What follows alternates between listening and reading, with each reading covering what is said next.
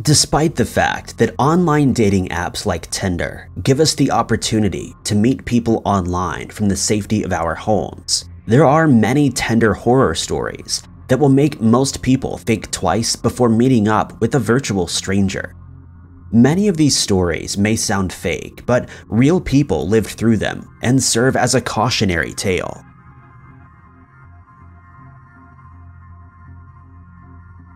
Number 5.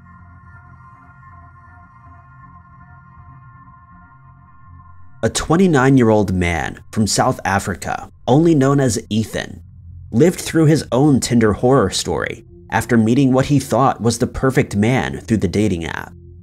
In July of 2019, Ethan matched with a man named Chris, and at first, the two just chatted casually via the app. Before too long, they exchanged phone numbers and started messaging each other, their conversations becoming more meaningful, though they didn't exchange any further information and kept their exchanges on the lighter side. Chris said that he was a gemologist who sourced minerals from around the world. Ethan was impressed by his job title and found the pictures that Chris sent of his everyday living endearing, such as playing with his dogs, airport selfies, and the like. In fact, Ethan was so taken by Chris that he saw himself spending the rest of his life with him. As time passed and they continued chatting, he became more attracted to him, and they started phoning each other every day. In September, Chris told Ethan that he was going on a business trip to India, but would be doing some shopping first. During his shopping trip, he sent Ethan a photo of a nice suit and said that he wanted to buy it for him. Ethan was hesitant at first since the suit looked expensive, but he decided to accept the gift after Chris told him that he wanted to spoil him. After accepting, Chris sent more pictures of other gifts that he had bought for him, including a brand new iPhone, a laptop, and a Gucci bag. Following the pictures, he asked for Ethan's delivery address, but he felt skeptical, so sent his work address instead, as it was more public and made him feel slightly less apprehensive. During the following week, the two kept in touch, and Chris sent pictures of the Tanzanite stones that he was selling in India, and Ethan felt he had no cause for concern. He then received a phone call from a woman with a strong European accent who claimed to be from a courier company. She said that they had 3 boxes to deliver and wanted to confirm his delivery address. A few minutes later, Chris messaged to say that he'd received confirmations that the goods were in South Africa, but told him not to open the largest box since there was a surprise inside. An hour later, the courier called again and informed Ethan that because of the size of the gifts, customs was reluctant to let them through, and a further payment of $150 would be needed. Alarm bells started ringing, but he figured that the gifts were worth a lot more, so he paid the fee. Half an hour later, she phoned back saying that the Gucci bag was full of foreign currency that hadn't been declared and that Ethan would need to pay a $400 admission of guilt fine with a further $700 to convert the money into South African rand. They settled on the $700 amount and Ethan paid, but never heard from the courier or Chris again.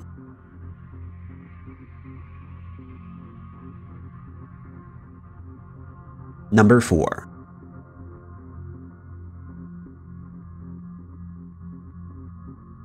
In 2012, an unnamed man from St. Paul, Minnesota, shared her Tinder horror story after she found out that a man who she'd met through the app was not who he claimed to be. 3 months after getting divorced from her abusive husband, the woman confided in a man named Aaron Carpenter about the struggles in her life and the problems she'd had with her ex-husband, Brian Cornelius. They would eventually start texting and emailing each other, and she felt that they had a real connection. In March of that year, she was assaulted by Cornelius and told Carpenter that she planned to get an order of protection against her ex. But on the day that she was meant to appear in court to have the order approved, Carpenter persuaded her to skip the hearing, and the order was dismissed. But when Cornelius started showing up in places where she'd only told Carpenter she would be, and he started mentioning things that Carpenter would only know, She put the two together and realized that Cornelius had been masquerading as Carpenter all along. She confronted him, and he admitted to using pictures that he'd downloaded from Google to create the fake persona. She told police that she felt terrorized by Cornelius, and that she was in constant fear that he was watching her. She filed for a protection order, which was ultimately granted, and Cornelius went on to face stalking charges.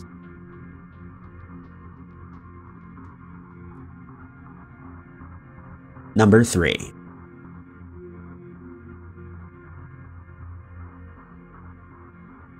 In 2019, 29-year-old Cecily Feloy thought she'd met the perfect man when she matched with 28-year-old Simon Leviev, but it would turn out to become a Tinder story that she would live to regret. Cecily was a Norwegian graduate student living in London when she met Leviev, who claimed to be an Israeli millionaire who was known as the King of Diamonds. After chatting online for a while, she agreed to meet with him, and was surprised by how lavish their first date was, including a private plane trip to Bulgaria. Following this, they would continue their relationship via text messages, video chats, and voice messages. Everything seemed to be going well, and she found herself falling for him. She stated that she loved receiving his texts and calls, and that she felt that he genuinely wanted to get to know her, even though they didn't get to see each other, as he explained that he was constantly traveling for work. He claimed that it was hard for him to visit her in London due to threats from working in the diamond industry. But not too long after, Leviev asked Cecily to open a line of credit for him in her name so that he could keep his money and assets safe from his many enemies. He spent the money on dinners, expensive hotels, and plane tickets that were booked under her name in order to throw off these enemies. He promised to reimburse her for the expenses, but as days turned into weeks, her balance continued to increase. He then asked her to apply for an American Express Platinum card under her name and to state that her income was $270,000, assuring her that no one would check if it was legitimate. Soon, Leviev had maxed out this card as well, spending $224,000 in just 54 days, and racked up bills to pay his bodyguard, 2 assistants, and flights across the globe. This was when she found out that Leviev was really a con man who'd been convicted in Scandinavia of swindling women out of millions of dollars. The news shocked her so badly that she had to be taken into a psychiatric ward. The man was arrested in Greece during an operation carried out by Interpol and Israeli police. Israeli authorities requested that he needed to be extradited back to Israel, where he would be wanted for theft, forgery, and fraud charges for many years. He was also under investigation for fraud in the UK, Sweden, the Netherlands, and Germany. He was overheard saying to another woman as he stood outside a police station that he would be free within a month and that none of the rumors that she'd heard about him were true.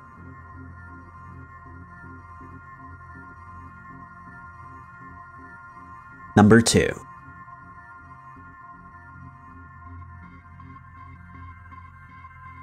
"24-year-old Megan Tapley from Massachusetts lived through a true Tinder horror story when she met 25-year-old bodybuilder Eric Stelzer via the dating app in 2018. After matching on the app, the two decided to meet in person and seemed to hit it off. They went on a few more dates, but on the 27th of December, things took a turn for the worse. After going out on a date, Megan didn't want Eric to walk home in the cold or have to rely on an Uber ride, so she offered to take him home just before 10 p.m. But when she dropped him off at his house, he changed and refused to let her leave. Before she knew what was happening, he started assaulting her and attacking her with a blade. When she realized what was going on, she started screaming as loudly as she could, and thankfully, someone close by heard her and contacted 911. When police arrived and entered Stelzer's home, the 6'8" man was still attacking her, and they decided to use tasers in order to subdue him. At this point, Megan managed to break free and escaped, after which she was taken to a local hospital where she received treatment. Stelzer was arrested but reacted badly to being tased and was also taken to the hospital after EMTs provided medical treatment. However, as he was being transported to the hospital, he became unresponsive and later passed away. Stelzer's father would later state that he had no idea why his son would react in such a way, as he's usually a happy-go-lucky guy, and he was sorry that this had happened to Megan. It would later be revealed by his family that Eric had been receiving treatment from mental health professionals over the previous month, but that he had been declining since Christmas of that year, when he started having delusions and suffered from extreme paranoia.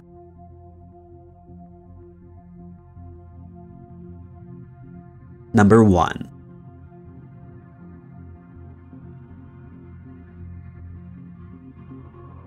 When Jocelyn Zakur was 20 years old, she was kidnapped by her then partner, who kept her hostage in Syria until her parents were able to pay $400,000 for her release.